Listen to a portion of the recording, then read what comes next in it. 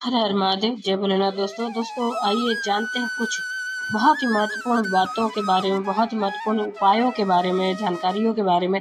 पूज्य गुरुदेव के श्रीमुख से उन्हीं की कथा के दौरान जब वो बता रहे थे तो कुछ अंश को मैं यहाँ प्रस्तुत कर रही हूँ।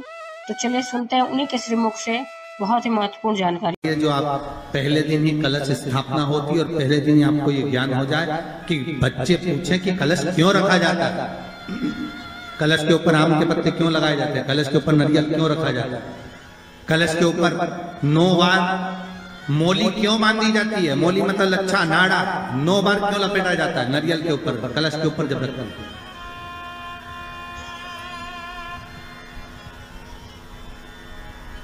कलश के ऊपर जब जब श्रीफल रखाता है, नारियल रखाता है, तो उस पर 5 बार 7 बार मोली नहीं लपेटी जाएगी, तो 9 ही बार लपेटी जाएगी। 5 या 7 बार लपेटते हैं तो कहते हैं कि लक्ष्मी की छिन्नता होती है, और वो 9 बार लपेटी जाती है तो भरपूर लक्ष्मी का भंडार भरती है। क्यों कहते हैं उसे? भगवान कुंभ का निर्माण कर रहे हैं, भगवान कलश का निर्माण कर रहे हैं, और भगवान स्वयं ब्रह्मदेव कर रहे हैं कि आप ऐसा निर्माण कर दो जिसमें 33 कोटि देवता स्वतः विराजमान हो जाए। तो भगवान ने उस कलश का निर्माण कर दिया। अब कलश का निर्माण करा तो स्वयं भगवान ब्रह्मदेव बोले, प्रभु इस कलश के अंदर मेरा स्थान कहां है, मेरा स्थान कहां है?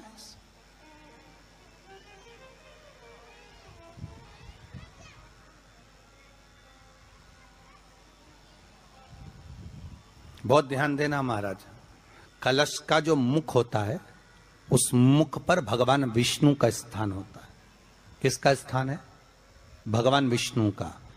थोड़ा सा नीचे आओगे, जहां से कलश का मुख दबा हुआ होता है वह जगह भगवान स्वयं शिव की होती है। किसकी जगह है? भगवान शंकर की। कलश का अग्रभाग, नीचे का भाग जहां से फैला हुआ होता है वहां ब्रह्मा का आधिपत्य स्थापित होता है। फिर कलश का जो नीचे का भाग होता है वो भगवान शिव और शक्ति का स्थान होता है। कलश के बाहरी भाग में, जहां पर बाहर का हिस्सा होता है, उस कलश के बाहरी भाग में 33 कोटि देवताओं को भगवान शंकर ने लाकर विराजमान किया होता है। महाराज भगवान शंकर 33 कोटि देवताओं को निमंत्रण देकर उस कलश में विराजमान कर दिया। कितना सुंदर लिखा है देवी भागवत के अंदर कि जहां कलश की स्थापना होती है उस जगह पर किसी देवताओं को बुलाने की जरूरत नहीं होती। 33 कोटि देवता उस जगह पर स्वतः विराजमान हो जाते हैं। स्वयं 33 कोटि देवता स्वयं वहां विराजमान। नवरात्रे एकम से प्रारंभ नहीं होते, अरे अमावस्या की रात्रि से प्रारंभ हो जाते, इसलिए उसको कहते हैं नवरात्रे।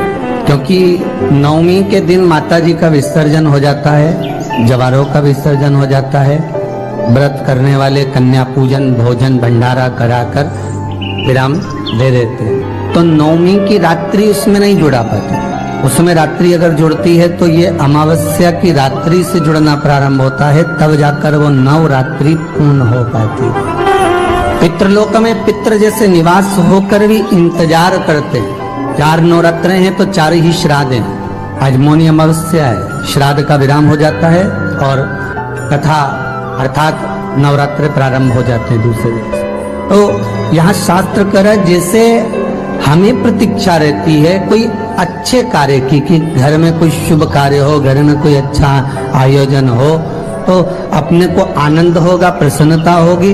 उसी तरह हमारे जो पूर्वज चले गए, जो पूर्वज चाहे वो अधोगति में गए हों, चाहे वो देवगति में गए हों, चाहे वो पितृलोक में निवास कर रहे हों, तो जितने भी पितृलोक में निवास करने वाले पूर्वज होते हैं वो भी ये विचार करते हैं कि हमारे घर के वंश द्वारा, हमारे वंशजों द्वारा कोई ऐसा सत्कर्म हो जिससे हमारे जीवन की भी तृप्ति हो और हमें आनंद की अनुभूति हो।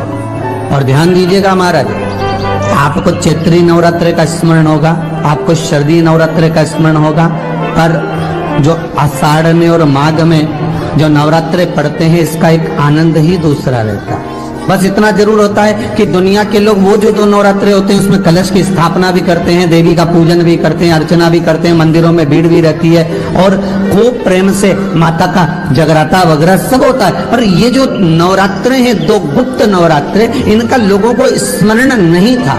वो तो धीरे धीरे ये टीवी चैनल के माध्यम से कथाकारों ने, वक्ताओं ने स्मरण कराना जब चालू करा, धीरे धीरे बताना, मार्गदर्शन करना जब चालू करा, तब लोगों को ज्ञात होता गया कि कोई गुप्त नवरात्रा भी होता है, उसमें भी देवी की आराधना होती है। ये चारों नवरात्रे अलग अलग अवस्था के हैं, अलग अलग सुख के हैं और अलग अलग आनंद के।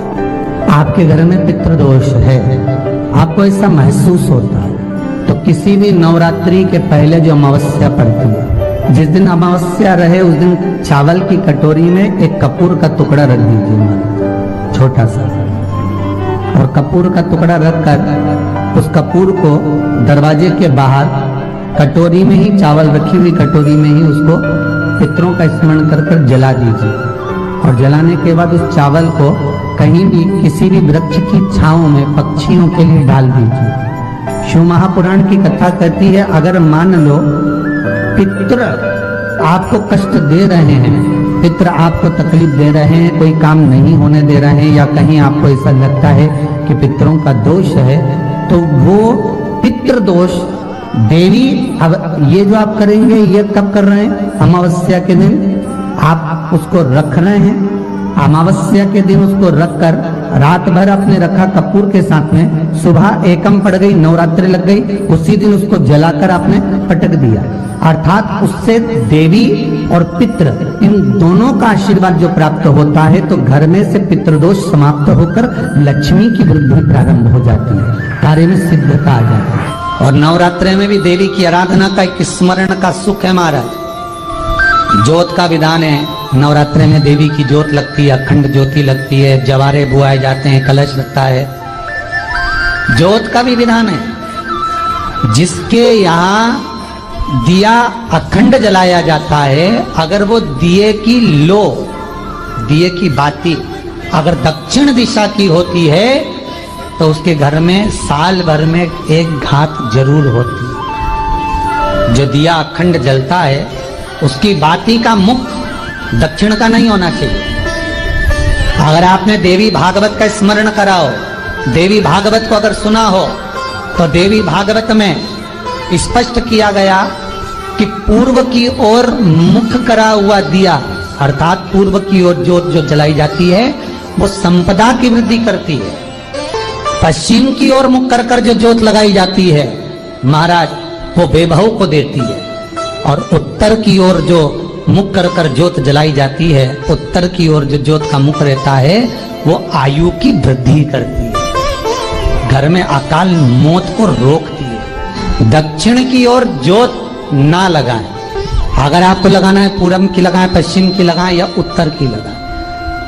और जितने दिन महारानी जगदम्बा जगतधात्री दुर्गा भवानी चैत्र नवरात्रि में, शारदीय नवरात्रि में, आषाढ़ी नवरात्रि में, आदिकादिक पौष नवरात्रि में हम जगत जननी जगदम्बा की जब स्थापना करते हैं, या हम नूतन घर का प्रवेश करते हैं, या गणेश जी की स्थापना करते हैं, या कोई दुकान को प्रवेश करते हैं, या कोई शुभ कार्य करने के लिए अग्रण्य होते हैं, तो हम कलश की स्थापना क्यों करते? कलश के अंदर आखिर ऐसा क्या विराजमान है कि 33 कोटि देवता उस कलश के अंदर आकर बैठ जाते हैं? आप कोई यज्ञ करने जा रहे हो, आप कोई पोथी पुराण करने जा रहे हो, आप कोई अच्छा कार्य करने जा रहे हो, तो ब्राह्मण देवता कह देते कलश की स्थापना होगी, कलश की शोभा यात्रा निकलेगी, कलश यात्रा निकलेगी, कलश विराजमान होगा। उस कुंभ की, उस घड़े की महत्वता कहां से प्रकट हो गई? शिव महापुराण की कथा कहती है महाराज, भगवान ओघड़दानी शंकर स्वयं आद्य शक्ति जगदम्बा से कहते हैं कि जगदम्बा तू क्या चाहती है बोल। तो जगत जननी जगदम्बा कहती है कि जहां मैं हूं वहां शंकर है, ये आपने कह दिया, पर जहां शंकर है वहां पार्वती का होना जरूरी है। उसके लिए सिद्ध करने के लिए एक स्थान ऐसा बनाया जाए जहां पर शंकर विराजमान है और शंकर के साथ पार्वती विराजमान है। तो शिव जी ने कहा, पार्वती उसके लिए मैं तुझे एक सुंदर कलश का निर्माण कर देता। अष्टमी के दिन कन्याओं का भोजन कराओ या नवमी के दिन कन्याओं का भोजन कराओ, पर देवी भागवत तो कहती है देवी भागवत वर्णन करती है कि पहले नवरात्रे से लेकर नौमी तिथि तक जितने दिन देवी के होते हैं, प्रत्येक दिन में आप किसी भी दिन कन्याओं का भोजन करा सकते हो, पहली रात्रि से लेकर, पहला दिन से लेकर। पर 9वें दिन तो सवेरे पूजन करके, यज्ञ करके, अनुष्ठान करके देवी को विसर्जन कर दिया। फिर नवरात्रि पूर्ण कैसे हुई? नवरात्रि की पूर्णता होती है अमावस्या की रात से गिनी जाती है। कौन से दिन से गिनते हैं? अमावस्या की रात्रि, फिर एकम की रात्रि, फिर दूज की रात्रि, ऐसे गिनते गिनते अष्टमी की रात्रि तक और नौमी के दिन सुबह तक या दोपहर तक या शाम तक, जब तक आप यज्ञ ना करें तब तक ये 9 रात्रियां पूर्ण गिनी जाती है महाराज देवी भागवत के हिसाब से पूर्णता। अब हमने कन्या भोजन का जो क्रम बनाया, अष्टमी के दिन करा देंगे, नौमी के दिन करा देंगे, इस तिथि को करा देंगे, पर भाव देखिए। शास्त्र कहता है भूखे को भोजन जब कराइए जब उसको भूख लगी हो, और ऐसों को कराइए जिसको जरूरत पड़ रही है। तो उम्मीद करते हैं जानकारी आपको अच्छी और उपयोगी लगी होगी। अगर अच्छी और उपयोगी लगी तो एक लाइक छोटा सा अवश्य करिए।